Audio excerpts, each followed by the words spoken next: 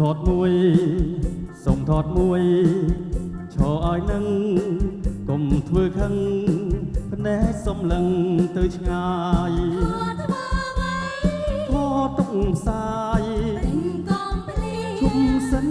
រូបនាងល្អអស់ពីចិនយកទៅបដបសៀងមិនងាយរករូបបានល្អបបដូចជារូបនាងយកទៅបិទសៀងដ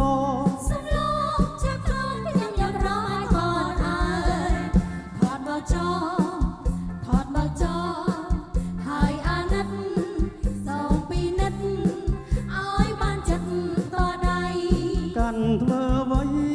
មកកុំចាយជុំសិនទៅមកវាអត់ទេតែរាជាការប្រដែកុំឲ្យយកថតគេទៀតមានអត់មួយអត់ផើឬខ្ញុំយកទៅបដើសុំកៅគុំខឹងលេងប៉ុណ្ណឹងឆាប់ខឹងម្ល៉េះ